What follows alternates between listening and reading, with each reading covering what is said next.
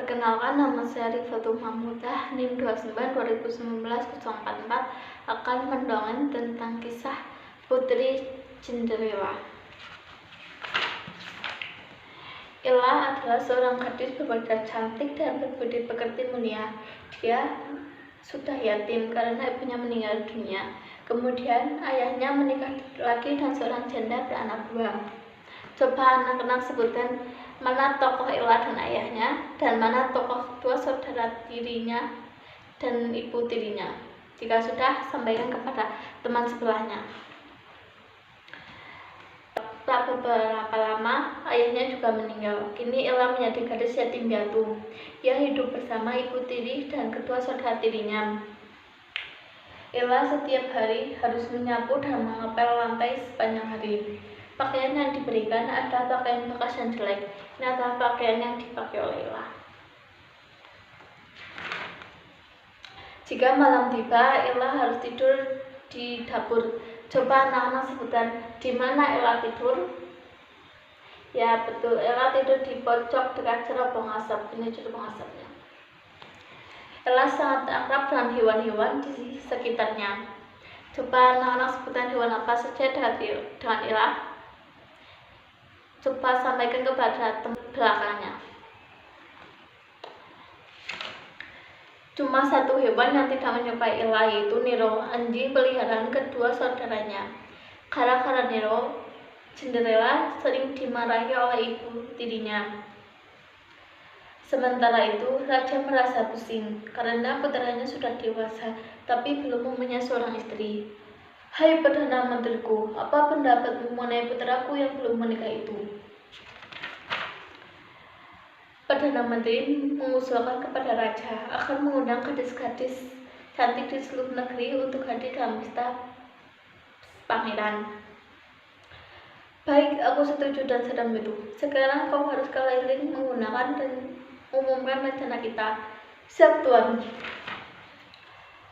Ayo siapkan diri kalian. Siapa saja merasa cantik boleh ikut ke pesta raja. Dua saudara tiri Cinderella mendengar pengumuman itu. Mereka amat gembira dan sepanjang hari asik membicarakan hal itu. Ayo, kau mesti menyisir rambut kami. Cinderella berusaha sebaik-baiknya agar mereka tampak cantik, namun percuma saja. Dia selalu nampak jauh lebih elok daripada mereka. Ketika malam tiba, Cinderella menjadi amat sibuk membantu kedua saudara tirinya. Oh, betapa aku ingin pergi ke sana. Kau bisa pergi ke sana, anakku. Coba anak-anak sebutkan siapa yang berbicara dengan Ella.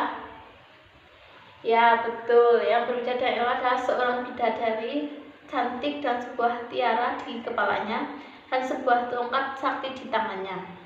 Aku adalah bidadari. Aku akan membantumu agar kau bisa pergi ke pesta sang pangeran. Sekarang larilah ke kebun. Coba apa yang diambil Cinderella di dalam kebun? Ya, betul. Yang diambil oleh Cinderella adalah sebuah labu yang terbaik dan terbesar. Lalu membawanya di hadapan sang bidadari. Sang bidadari mengayunkan tongkat saktinya di atas labu. Dalam sekejap mata, buah itu menjadi sebuah kereta berwarna merah yang amat indah dan perhiasan di sekitarnya. Ini adalah keretanya. Bidadari yang baik itu menggunakan tongkat merubah pakaian jelek Cinderella menjadi gaun yang gemerlap. Nah, sekarang pergilah ke pesta itu.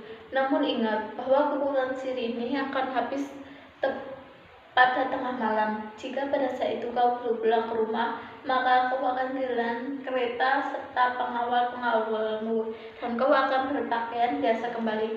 Ini adalah pakaian Cinderella ketika sudah berubah. Rombongan Cinderella telah tiba di pesta. Semua orang tercengang melihatnya. Setiap orang mengira bahwa dia adalah seorang putri raja datang dari negeri jauh.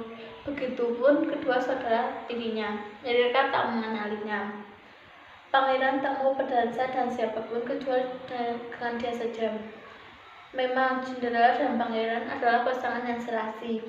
Ketika mereka berdansa, permata dan sepatu Cinderella berkilau. tertimpa sinar ribuan lilin.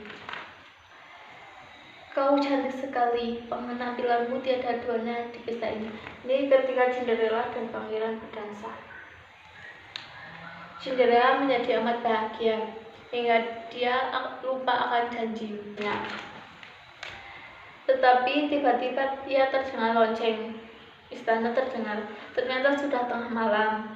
Bergegas ia meninggalkan sang pangeran dan lari keluar aula pesta. Di luar pesta, sebuah sepatunya tercecer di anak gerbang.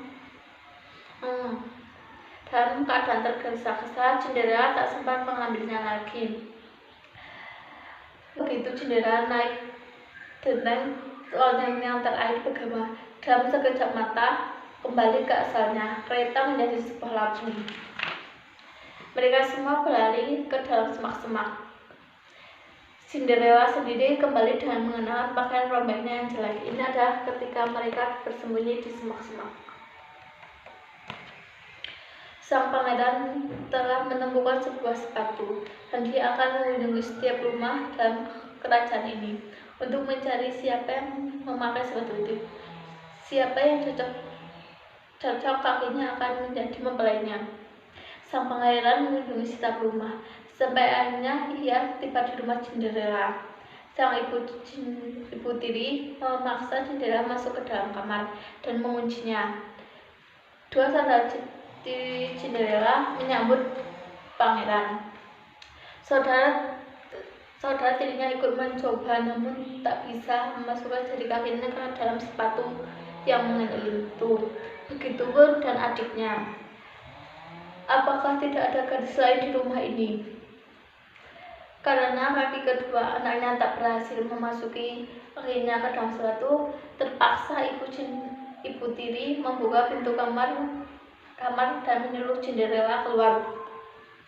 Kini giliran Cinderella yang memasukkan kakinya ke dalam sepatu. Saat kemudian semua orang tercengang. Mereka juga lebih kaget ketika Cinderella mengeluarkan sepatu gelas yang lain dari saku dan mengenakan di dalam kaki kanannya. Tepat saat itu bidadari muncul. Ia menyentuh Cinderella dan tuanya. Dalam sekejap mata, pakaian Cinderella berubah menjadi gaun yang lebih bagus. Pangeran senang bermain. Inilah mempelaiku yang sejati. Seluruh kerajaan bergembira. Pesta perkawinan mereka berlangsung dengan amat meriah selama 3 hari 3 malam. Cinderella memaafkan semua kesalahan saudara-saudara tirinya. Dia mengajak mereka hidup bersama di istana. Kemudian mereka menikah dengan 2 orang bangsawan istana. Yang dapat kita ambil adalah kita harus menghargai waktu.